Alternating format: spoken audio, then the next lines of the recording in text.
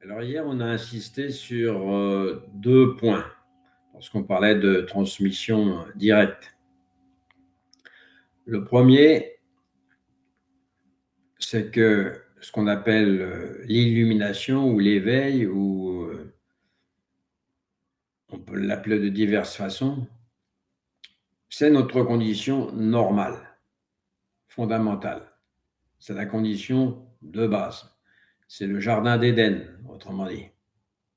Ça, c'est la première chose. La seconde chose, c'est que dès qu'il y a effort, il y a ego. L'ego ou l'effort, c'est la même chose. C'est une espèce de contraction ou de, pour reprendre les termes qu'on avait utilisés précédemment, de glacification, quand on parlait de glaçons, de congélation, de cristallisation de quelque chose qui est basiquement fluide. Mais tant qu'on ne réalise pas ça, à ce moment-là, on peut retourner aux notions basiques, ou par exemple aux quatre nobles vérités. Et on observe alors qu'il y a un besoin de plaisir, et que ce besoin de plaisir semble être le moteur fondamental dans l'expérience humaine, mais aussi une des causes les plus profondes de la souffrance. C'est donc à la fois une perte, à la fois une souffrance et une perte de temps, si l'on part du principe que le temps a un sens. Le Bouddha nous a enseigné que la souffrance, c'est-à-dire dukkha, n'est pas simplement une souffrance physique ou mentale, occasionnelle, mais une caractéristique inhérente à l'existence humaine, en raison de notre attachement à ce qui est transitoire et changeant. La souffrance ne vient pas du monde extérieur en soi, mais de notre relation à ce monde, et en particulier de notre relation à nos désirs.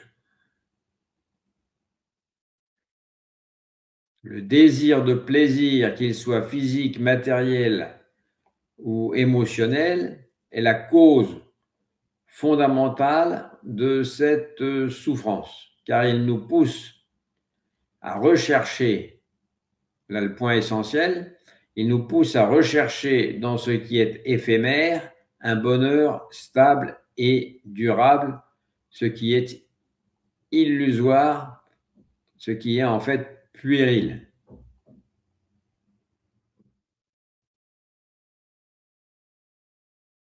Donc nous passons toute notre vie à adhérer à ce qui est puéril et illusoire.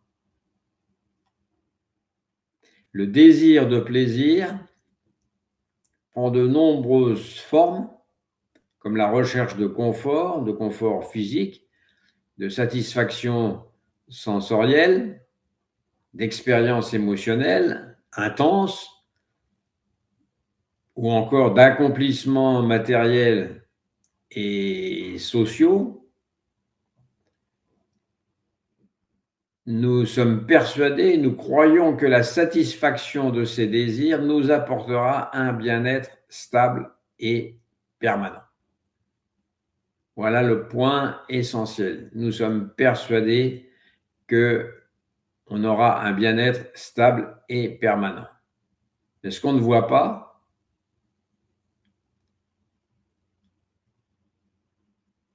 c'est un peu comme un objet qui nous semblerait attirant de loin, donc on ne le voit pas. Ce qu'on ne voit pas, c'est qu'en réalité, cet objet attirant s'avère décevant une fois que nous l'avons atteint, une fois que nous le regardons de près. La satisfaction d'un désir procure un plaisir, certes, mais il est passager. C'est ça que nous ne voyons pas. Suivi d'une nouvelle insatisfaction. Chaque désir comblé, un instant, devient en quelque sorte la graine d'un autre désir, plus grand, plus beau. Ce qui nous fait entrer dans un cycle incessant de recherche, de plaisir et de frustration. Et c'est cette dynamique que le Bouddha a appelée la soif, tanha en sanskrit. C'est la cause de notre souffrance car elle repose sur l'illusion que le plaisir, une fois obtenu, peut nous apporter la paix et la stabilité, même pour toujours. C'est pour ça que la plupart du temps, on fait de la recherche du satori quelque chose à atteindre, qui nous apporterait la paix et la stabilité définitive. Et c'est ça précisément qui nous conduit à la souffrance. C'est parce que nous nous identifions à ces désirs en croyant que leur satisfaction apportera un bonheur ou une paix durable. Or, comme tout dans le monde, les désirs sont éphémères et transitoires, comme tout ce qui survient dans le monde, toujours éphémère et transitoire. Nous nous identifions à quelque chose d'éphémère et transitoire. Lorsque nous pensons que satisfaire nos désirs nous procurera une satisfaction permanente, nous commettons une erreur fondamentale parce que nous négligeons l'impermanence de tout ce qui nous entoure. On ne veut pas le voir, on ne veut pas le prendre en compte. Comme toutes les sensations agréables que nous ressentons dans certains moments, passent rapidement. Les désirs, une fois satisfaits, laissent place à un vide qui est ensuite comblé par de nouveaux désirs. C'est un cycle infernal. Ce cycle sans fin génère une insatisfaction constante et nourrit la souffrance. En tout cas, telles sont les explications de Bouddha. Ce qu'il voulait dire, c'est que la souffrance ne réside pas dans les désirs eux-mêmes, mais dans notre attachement à eux. Les désirs, s'ils sont observés sans attachement, ne sont pas en eux-mêmes une cause de souffrance. C'est l'attachement à ces désirs, la conviction erronée que leur satisfaction nous apportera un bonheur stable qui crée la souffrance, la frustration, le manque. Tant que nous cherchons à satisfaire nos désirs dans l'espoir de trouver une satisfaction durable, nous restons piégés dans un cycle sans fin. Mais si on le voit la nature de ce cycle, à ce moment-là, on a en même temps la porte de sortie. Parce que sinon, à chaque moment, nous sommes plongés dans la recherche du prochain plaisir, croyant qu'il nous apportera la paix, mais sans jamais la trouver. Car ce plaisir est toujours temporaire.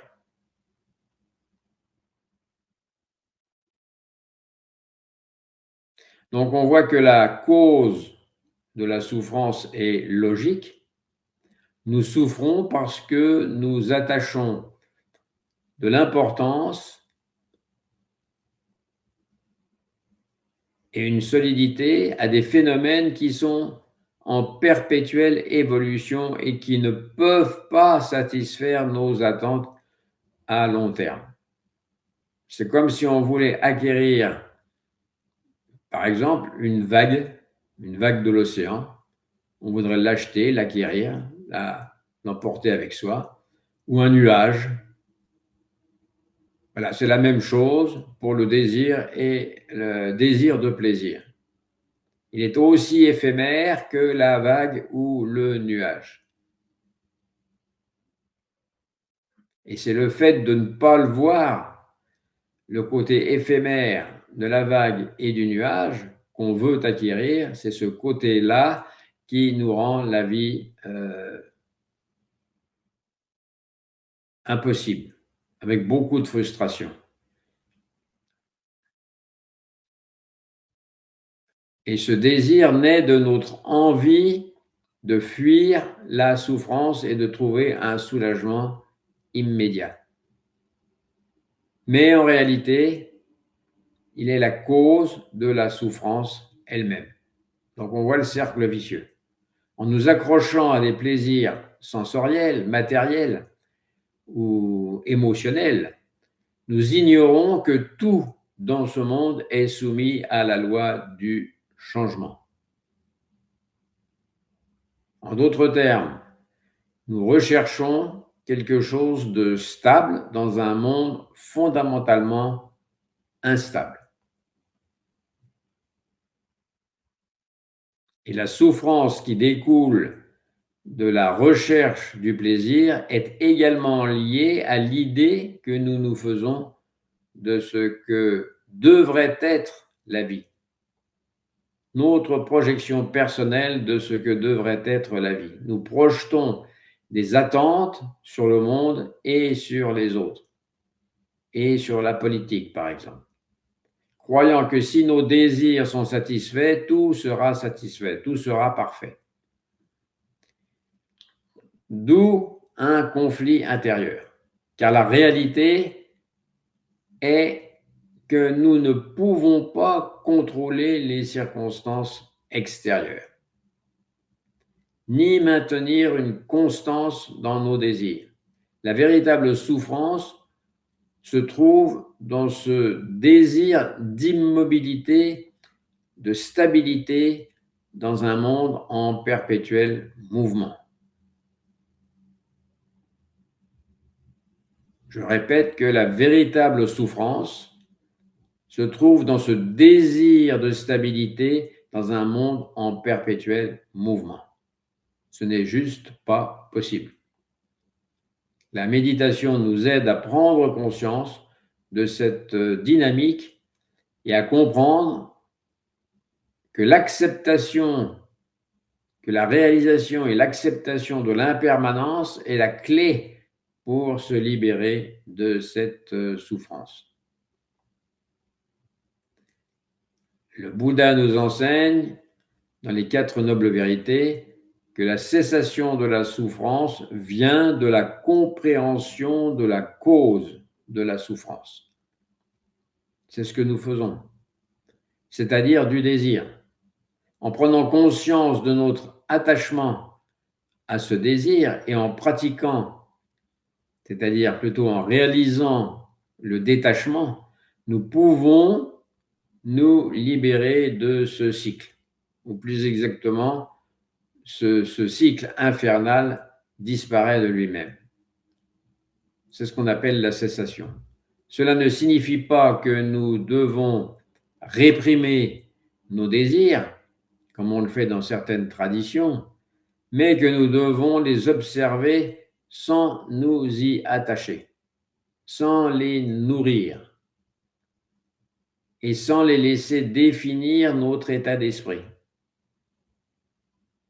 En pratiquant la zazen, la méditation, nous apprenons à regarder nos désirs sans les juger, à les laisser passer comme des vagues ou comme des nuages, sans les suivre, sans leur donner de l'importance, une importance qu'ils n'ont pas parce qu'ils sont éphémères. La véritable liberté vient de la compréhension que le bonheur ne réside pas dans la satisfaction des désirs, mais dans la réalisation de leur nature éphémère. Lorsque nous comprenons cela, nous cessons de chercher à satisfaire sans arrêt nos désirs de façon obsessionnelle. Et nous trouvons la paix, une paix à ce moment-là qui ne dépend pas des circonstances extérieures. Et cette paix intérieure est indépendante du plaisir ou du manque. En pratiquant Zazen, la présence, en pratiquant cette présence et en cultivant l'acceptation, nous nous libérons du cycle de souffrance créé par le désir incessant. Donc on pourrait dire en conclusion que le désir de plaisir est une cause de souffrance car il est fondé sur l'illusion que la satisfaction de ces désirs nous apportera une paix durable. Il n'y a rien de durable, sauf ce qui n'existe pas. Cette souffrance est la suite logique de notre attachement à des choses qui sont éphémères.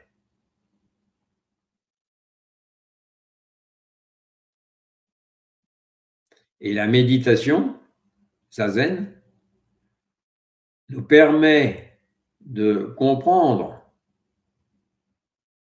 cette dynamique, ce cercle vicieux, et de cultiver une relation plus sereine, plus vraie, plus authentique, plus conforme à la réalité avec nos désirs. En sortant de cette idée que la satisfaction des désirs est la clé du bonheur, nous découvrons une paix intérieure qui n'est pas soumise à la fluctuation des désirs.